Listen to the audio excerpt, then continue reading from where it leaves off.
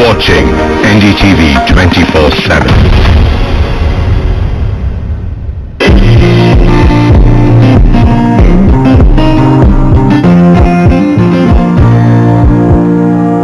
The COVID-19 pandemic has positive and negative impacts on different aspects of lifestyle behaviors.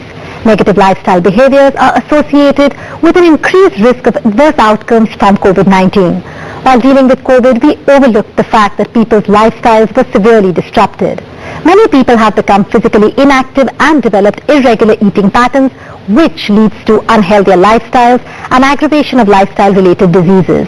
COVID-19 pandemic has also caused significant changes to homes, working life and stress. A multi-sectoral approach promoting healthier diets and increasing physical activity can help in slowing down the diabetic epidemic and heart diseases.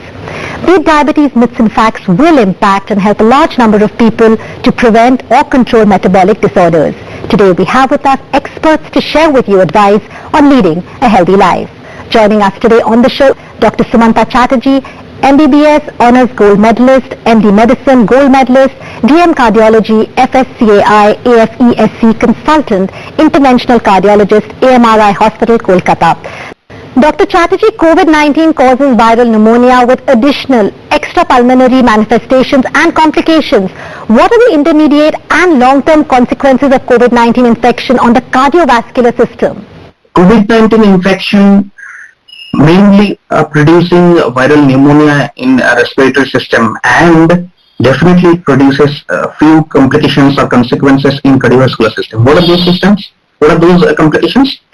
Arrhythmia, dysrhythmia, that is low pulse rate, high pulse rate, patient is having sinus bradycardia, sinus tachycardia, atrial fibrillations, QT prolongations, 2:1 heart block, first degree heart block, 3:1 heart block, even complete heart block. We did a pacemaker in 10 patients in COVID-19 infection in this last 2 years. We do not know that it is a direct effect of this viral infection or patient is having a complete heart block unmasked during that period incidentally.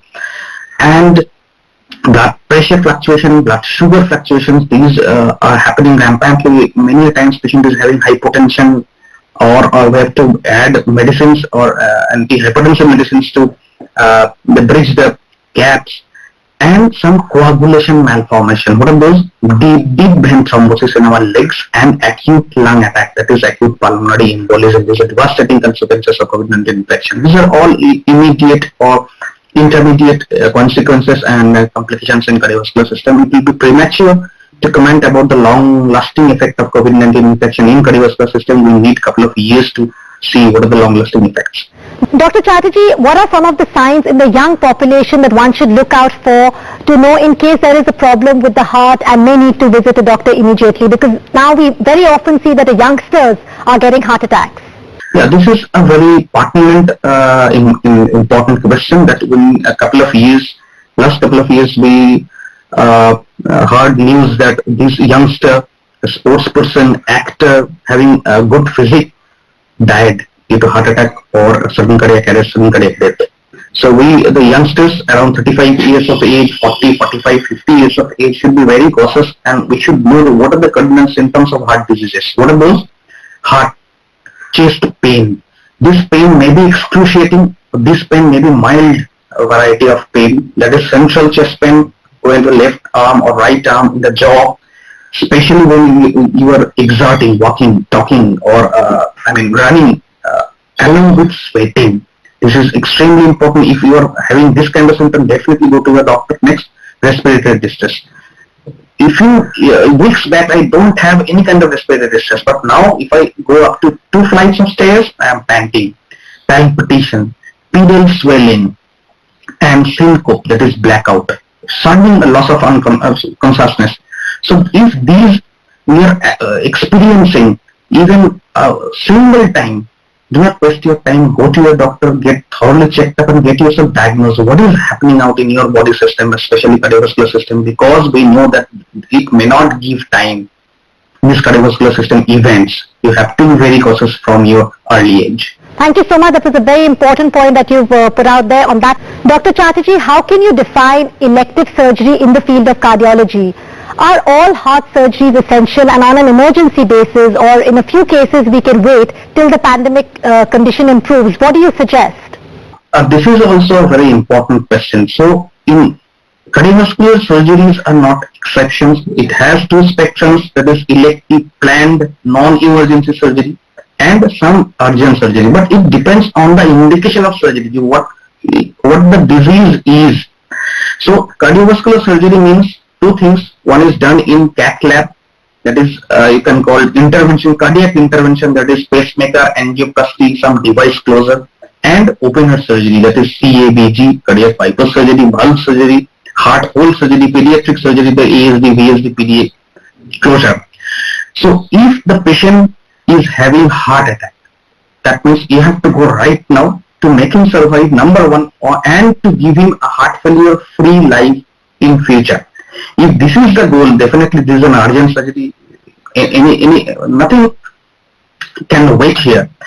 So in these cases, we put the patient immediately in the cath lab. More earlier, more the benefit patient will get. This is called angioplasty, primary angioplasty.